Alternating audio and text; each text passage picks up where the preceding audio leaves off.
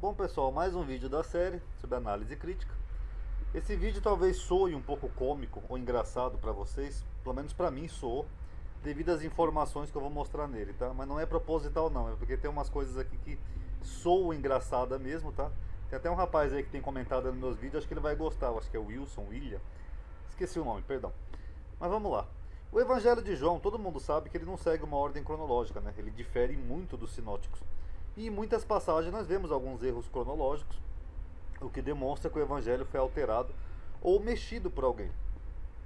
O Evangelho começa já lá com as bodas de Canaã, que nenhum dos sinóticos viu.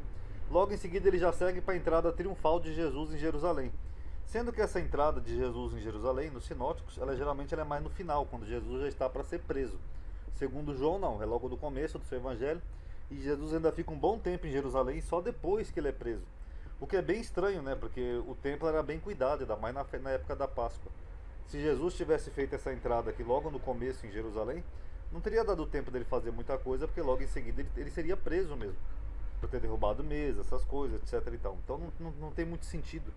O Evangelho de João ele é muito estranho. Por isso que eu falei já há muitos anos atrás, naquele vídeo lá, talvez eu coloque na tela final desse, que esse Evangelho ele é cheio de confusões.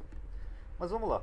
Vamos ver alguns exemplos então desses erros cronológicos. No capítulo 11, João identifica Maria como a mulher que havia ungido os pés de Jesus, uma tal de Maria. Ó, estava porém enfermo um certo Lázaro. Vocês notem que Lázaro está enfermo. Lázaro está doente, perto da morte.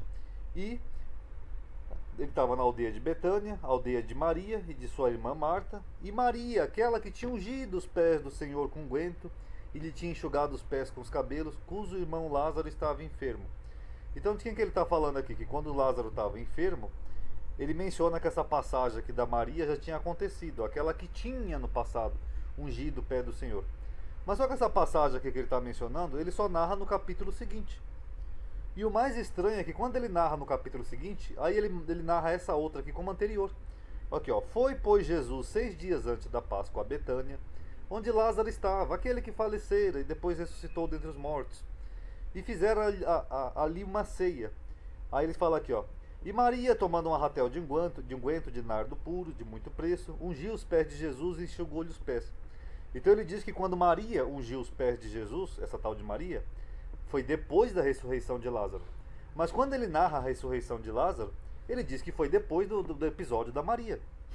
Vocês estão entendendo a confusão? Numa passagem ele põe a outra como anterior. E aí, como é que fica?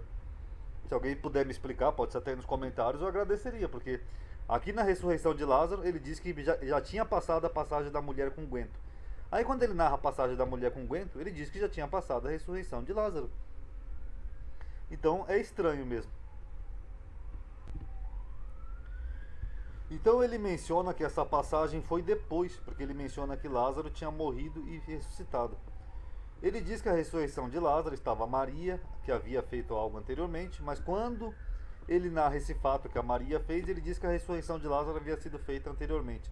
Ou seja, em ambas as passagens ele menciona ele menciona sempre a outra como anterior daquela que ele está narrando. Quer dizer, fica um paradoxo, não tem como compreender essa parte aqui, essa confusão de João. E no mesmo capítulo, Jesus se esconde dos judeus. Olha, enquanto tem de luz, crede na luz para que sejais filho da luz. Essas coisas disse Jesus e retirando-se, escondeu-se deles. Ele se escondeu, talvez com medo de ser preso, ou perseguido, ou morto, alguma coisa, ele se escondeu.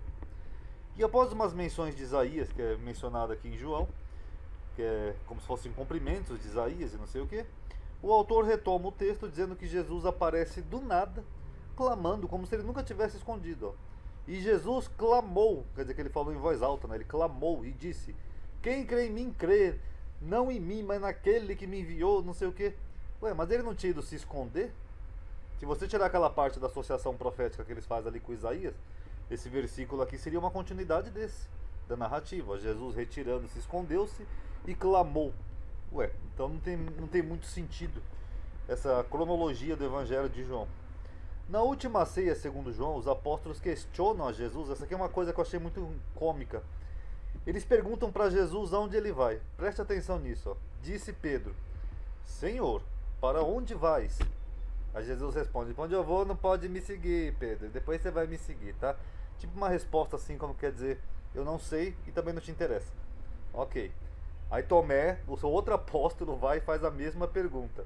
Senhor, nós não sabemos para onde o senhor vai, Senhor. Jesus tinha acabado de responder aqui, mas tudo bem. Nós não sabemos, sabe? E como podemos saber o caminho, hein? Hein? Aí Jesus dá outra resposta irônica, ele fala que ele é o caminho, etc e tal. Pronto, morreu aí. Qual é o problema disso, Ronaldo? O problema é que quando Jesus está prestes a ser preso, quando ele está lá orando, lá no Monte das Oliveiras, ele reclama com os apóstolos justamente por eles não ter perguntado para onde ele vai. Olha aqui, ó. E agora eu vou para aquele que me enviou, porque ele ia ser preso. E nenhum de vós me pergunta para onde vais? E essas duas perguntas aqui? Não parece aquela piada lá dos 3 barquinhos do padre, que é quando chega lá no céu o padre vai reclamar com Deus, que Deus deixou ele morrer afogado, aí Deus fala, e os 3 barquinhos que eu te mandei? É a mesma coisa, Jesus pega e fala assim, ó. E nenhum de vós me pergunta para onde vais? Como não? Teve 2 vezes aqui a pergunta, ó, para onde vais? Aqui, ó, Pedro perguntou, Senhor, para onde vais? Ou Jesus estava viajando, ou então ele tem uma memória muito curta, porque isso aqui foi na mesma noite, foi uma questão de horas. Isso aqui foi na última ceia, e isso aqui foi quando ele estava sendo preso. E aí, como é que fica? Aí no capítulo 6, as pessoas exigem, né, um sinal de Jesus para crerem que ele é o Messias. Disseram-lhe, pois, que sinal, pois, fazes tu, para que o vejamos e creiamos em ti? Que operas tu? Só que isso aconteceu na mesma, logo em seguida, na mesma passagem que Jesus multiplicou os pães e peixes. Aí Jesus multiplicou os pães e peixes, pegou um barco e foi para o outro lado do lago. Aí a multidão viu que ele não estava ali, nem os discípulos entraram também nos barcos, ó, também. Quer dizer que elas foram logo em seguida atrás de Jesus, acabaram de comer os pães e peixes.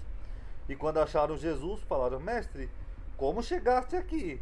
E Jesus respondeu e lhe disse, em verdade eu vos digo, que me buscais não pelos sinais que viste, mas porque comeste, que eles tinham acabado de comer, do pão e vos saciastes.